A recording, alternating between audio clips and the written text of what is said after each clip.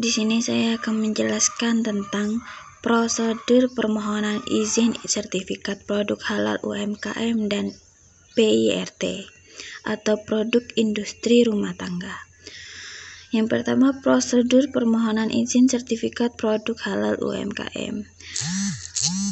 Pelaku usaha mengajukan permohonan sertifikat halal ke BPJPH dan BPJH akan melakukan pemeriksaan dokumen permohonan. BPJH akan menetapkan ke LPH, sedangkan LPH akan melakukan pemeriksaan dan pengujian produk.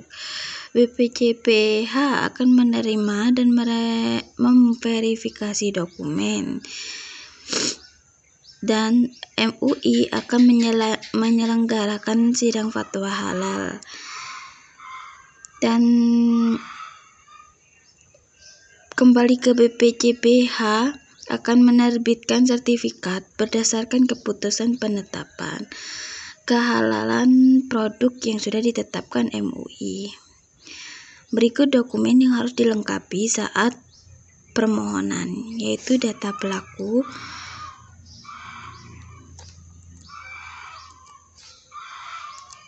nama, jenis produk, daftar produk dan bahan yang digunain, sistem jaminan produk halal yang ditetapkan Kepala BPJPH dan Kepala BPJPH. Dokumen yang diserahkan ke LPH berupa produk dan bahan yang digunakan, PPH, terus hasil analisis dan spesifikasi bahan. Berikutnya berita acara pemeriksaan dan rekomendasi.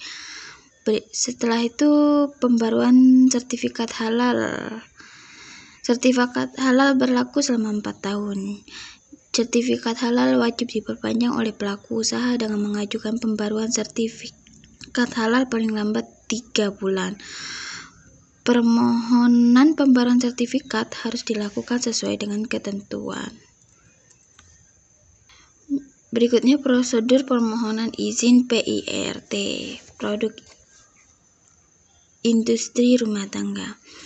SPP IRT akan diberikan jika memenuhi syarat sebagai berikut. Yang pertama, memiliki sertifikat penyuluhan keamanan pangan. 2. Hasil pemeriksaan sarana produksi IRTP memenuhi syarat. 3. Label pangan memenuhi ketentuan peraturan perundang-undangan. Berikut jenis pangan produksi IRTP yang diizinkan untuk memperoleh SPP IRT. Yang pertama, ada beberapa jenis pangan tidak masuk,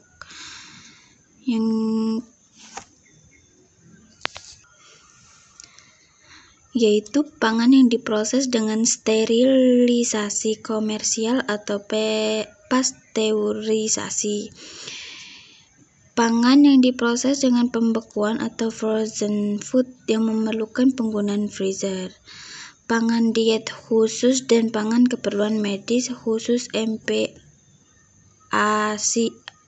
media khusus seperti MPASI, formula bayi, pangan untuk orang diabetes. Yang kedua, jenis pangan yang diizinkan memperoleh SPP IRT adalah hasil produksi IRTP di wilayah Indonesia dan bukan pangan impor. 3. Jenis pangan yang mengalami pengemasan atau pembungkusan kembali terhadap produk yang telah memiliki SPP IRT dalam ukuran besar atau bulk. 4. Syarat pengurusan perizinan PIRT. Syarat pengurusan perizinan PIRT yaitu yang pertama, fotokopi KTP pemilik usaha. Yang kedua, pas foto 3x4 sebanyak 3 lembar. 3. Surat keterangan domisili usaha dari kantor camat. 4. Dana lokasi dan dana bangunan. 5. Surat keterangan dari puskesmas atau dokter untuk pemeriksaan kesehatan dan sanitasi. 7. Surat permohonan izin produksi makanan atau minuman kepada Dinas Kesehatan. 8. Data produk yang diproduksi. 9. Sampel hasil produksi. 10. Label yang akan dipasangkan ke produk. 11. Mengikuti penyuluhan keamanan. Tata cara pengajuan SPIRT. Yang pertama, pemohon datang ke Dinas Kesehatan Kota Salatiga dan mengisi formulir permohonan. Berikut isi formulir tersebut: nama jenis produk, nama dagang, jenis kemasan, berat bersih atau isi bersih, boleh pakai mg, G, kg, atau ml, LKL. Bahan baku dan bahan lainnya. Tahapan produksi, nama, alamat, kode pos, dan nomor HP IRTP, nama pemilik, nama penanggung jawab, informasi tentang kadaluarsa, dan informasi tentang kode produksi. Dokumen lainnya antara lain surat keterangan izin usaha dari camat, lurah, atau kepala desa, rancangan label produk, sertifikat penyuluhan keamanan produk bagi pemohon baru.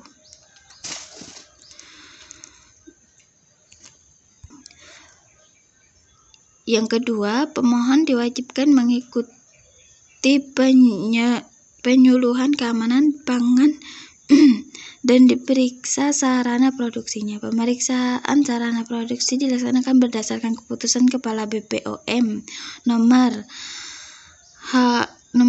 HK.0005.1.2569 tahun 2012 tentang kriteria dan tata laksana penilaian produk pangan dan penilaian minimal cukup.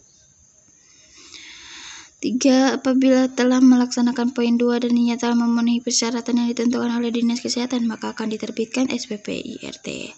4. Apabila poin 2 tidak memenuhi syarat, maka perlu perbaikan dan pemohon dapat dilakukan berikutnya. Perpanjangan SPPIRT dan perubahan pemilik.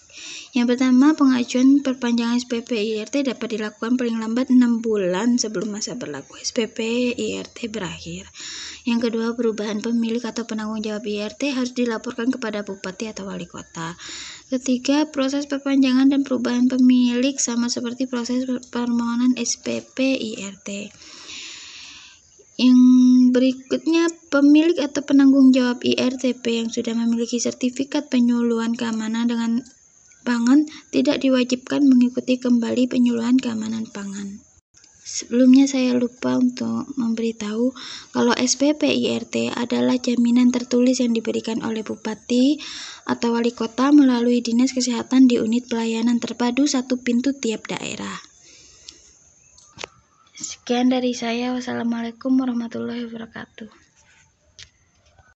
Baik, selanjutnya saya akan menjelaskan tentang prosedur perizinan IUMK, izin usaha mikro dan kecil, dan BPOM, Badan Pengawas Obat dan Makanan. Yang pertama, prosedur perizinan IUMK. Pada tahun 2014, pemerintah Indonesia mulai memudahkan perizinan usaha bagi masyarakat yang ingin mendirikan usaha, mulai dari skala kecil, menengah, maupun yang berskala besar sekalipun. Pemerintah juga mengeluarkan program izin usaha mikro dan kecil melalui sistem online dengan program perizinan yang terintegrasi secara elektronik atau OSS bagi pengusaha atau masyarakat yang ingin mendaftar perizinan secara online dapat mengakses melalui laman web yaitu oss.go.id. Kemudahan dalam memperoleh izin ini bertujuan agar banyak memunculkan wirausaha baru. Izin usaha mikro dan kecil yang biasanya disingkat dengan sebutan IUMK merupakan tanda legalitas bagi pelaku usaha atau kegiatan tertentu. Biasanya bentuk IUMK ini berbentuk naskah satu lembar. Manfaat dari IUMK ini sendiri adalah untuk memberikan kepastian hukum yang jelas bagi usahanya dan menjadi salah satu sarana pemberdaya bagi pelaku usaha mikro dan kecil agar dapat mengembangkan usahanya. Selain itu, Selain itu, pelaku usaha juga mendapat kemudahan dalam mengajukan pembiayaan kepada bank maupun non-bank, dan juga mendapatkan pendampingan untuk mengembangkan usahanya. Prosedur untuk mendapat izin UMK sendiri sangatlah mudah, yaitu dengan cara kita datang ke kecamatan dan mengambil formulir pendaftaran di tempat ruangan pelayanan IUMK di setiap kecamatan. Selanjutnya, kita akan diarahkan untuk melengkapi formulir dan persyaratan yang berlaku. Kemudian kita kumpulkan berkas tersebut di loket pelayanan IUMK yang tersedia. Setelah semua berkas dirasa sudah cukup lengkap dan benar, maka selanjutnya akan dilakukan pengecekan lokasi usaha dan berkas akan diproses selama maksimal 6 hari kerja. Berkas yang sudah siap akan diserahkan langsung oleh petugas loket pelayanan IUMK kepada pihak pemohon izin. Adapun persyaratan permohonan yang harus dipenuhi untuk mendaftar IUMK yaitu yang pertama, surat pengantar dari RT atau RW terkait lokasi usaha. Yang kedua, fotokopi KTP, yang ketiga, fotokopi KK, yang keempat, pas foto terbaru berwarna ukuran 4x6 sebanyak 2 lembar, mengisi formulir yang memuat tentang identitas diri dan identitas usaha. Dan untuk pendaftaran IUMK sendiri gratis, tidak dikenakan biaya apapun. Dan selanjutnya prosedur perizinan BPOM Badan Pengawas Obat dan Makanan. Berdasarkan peraturan BPOM RI nomor 12 tahun 2016 yang dimaksud dengan pangan olahan merupakan makanan atau minuman dari hasil produksi dengan atau cara metode tertentu dengan atau tanpa menggunakan bahan tambahan lainnya yang termasuk pangan olahan, bahan tambahan, pangan produk rekayasa genetik atau juga pangan iradiasi. Pangan atau makanan olahan tersebut dibagi menjadi 2 macam, yaitu makanan olahan yang skala rumah tangga yang biasa dikenal dengan pangan industri rumah tangga atau PIRT, dan pangan olahan yang berskala industri dalam negeri atau MD. Lembaga yang berwenang untuk mengatur registrasi makanan atau pangan olahan dalam negeri di setiap wilayah Indonesia yaitu Badan Pengawas Obat dan Makanan atau BPOM RI. Biasanya di setiap daerah terdapat unit pelaksana teknis atau bisa disebut UPT. BPOM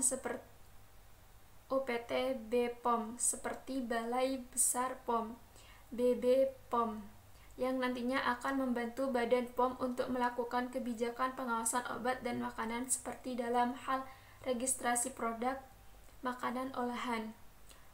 Balai Besar POM BB atau bisa disingkat BB POM nantinya akan melakukan audit atau pengecekan sarana yang digunakan produsen dan kemudian mengirimkan hasilnya dari pemeriksaan tersebut ke Badan POM dan juga ke produsen.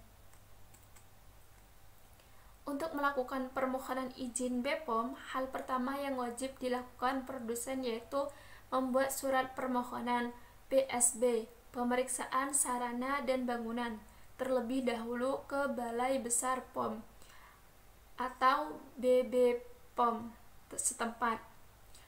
Tujuannya untuk mendapatkan surat rekomendasi dan juga sertifikat CPPOB. Cara produksi pangan olahan yang baik dengan melampirkan beberapa berkas pendukung, seperti yang pertama surat permohonan, tanda daftar industri atau izin usaha industri yang dikeluarkan Dinas Perindustrian dan Perdagangan. Yang ketiga, tempat lokasi menuju pabrik. Yang keempat, daerah bangunan atau layout sarana. Yang kelima, tahapan proses produksi.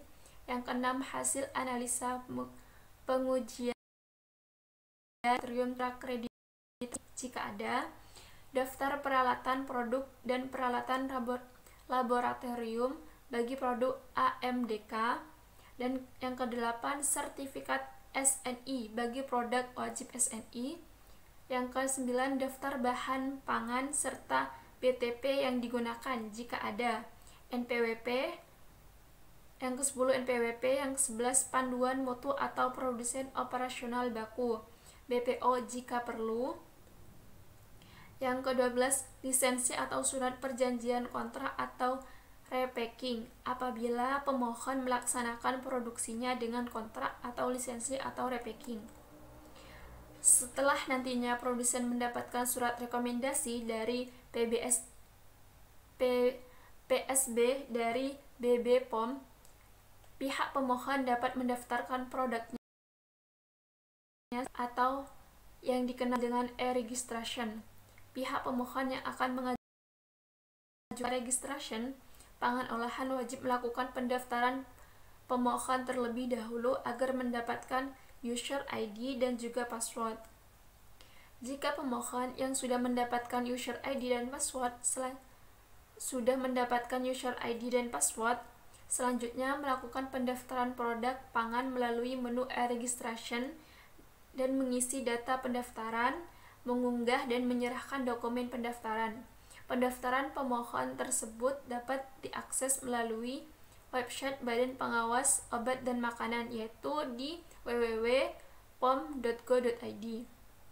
Permohonan pendaftaran tersebut akan dikenakan biaya evaluasi dan pendaftaran sebagai salah satu penerima negara bukan pajak sesuai dengan ketentuan Peraturan Pemerintah Nomor 32 Tahun 2017, yaitu tentang jenis dan tarif atas jenis pendapatan negara bukan pajak yang berlaku terhadap Badan Pengawas Obat dan Makanan. Assalamualaikum warahmatullahi wabarakatuh. Nama saya Muhammad Ilham Syaifullah. Kali ini saya akan menjelaskan tentang prosedur perizinan PT dan pemberian nomor induk berusaha. Prosedur pendirian PT dan pemberian nomor induk berusaha atau NIB.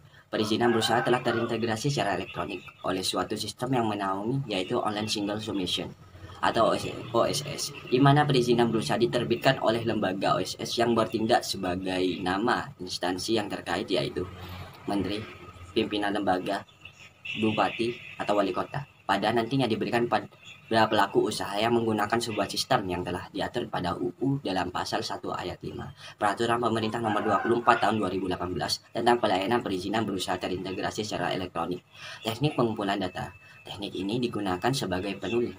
Bagaimana penulis memperoleh data-data yang dibutuhkan dalam melaksanakan proses perizinan legalitas suatu perusahaan.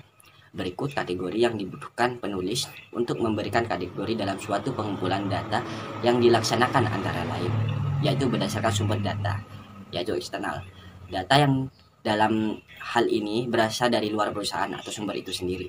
Data internal, data yang didapatkan dari dalam perusahaan maupun sumber itu sendiri. Berdasarkan cara memperolehnya, data sekunder merupakan suatu data yang diperoleh tidak secara langsung dari sumber itu sendiri. Data primer, data yang didapatkan secara langsung dari sumber dan kemudian penulis mengembangkannya berdasarkan suatu perolehannya. Data incidental, data yang didapatkan pada waktu tertentu.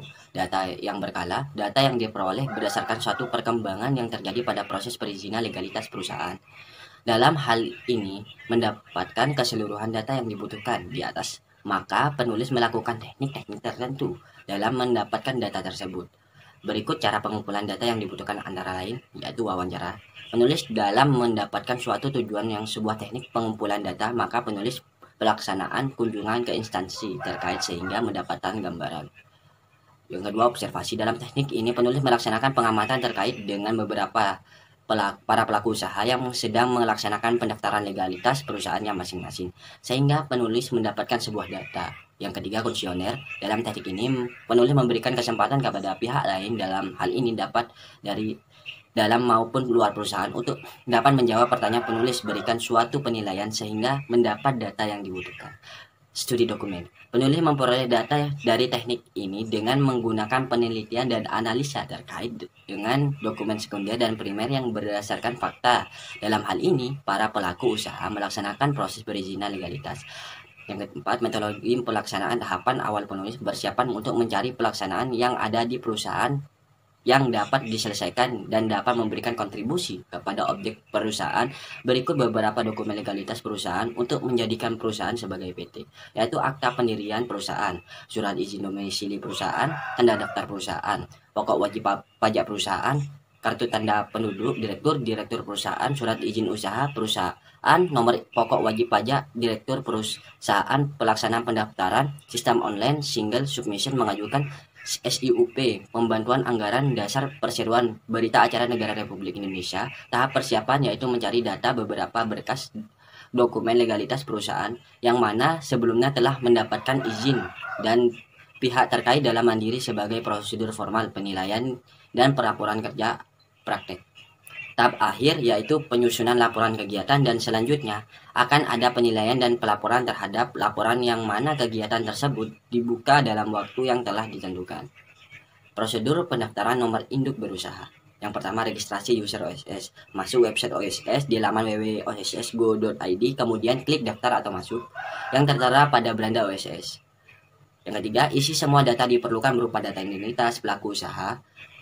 Melakukan aktivasi email yang telah dikirimkan OSS, pelaku usaha telah berhasil mendapatkan user ID dan password dan sudah terdaftar. Yang kedua, permohonan nomor induk berusaha melakukan login yang telah didaftarkan di website OSS. Registrasi legalitas pendaftaran legalitas pendirian badan hukum berupa akta Kemenhukam. Proses NIB melengkapi data yang belum ada pada data legalitas untuk penerbitan nomor induk berusaha atau NIB. Perizinan berusaha mendaftarkan kegiatan usaha untuk menerbitkan izin usaha beserta izin lokasi berdasarkan komitmen perizinan komersial dan operasional, menentukan izin-izin komersial operasional dalam menjalankan operasional usaha. Sekian, terima kasih. Wassalamualaikum warahmatullahi wabarakatuh.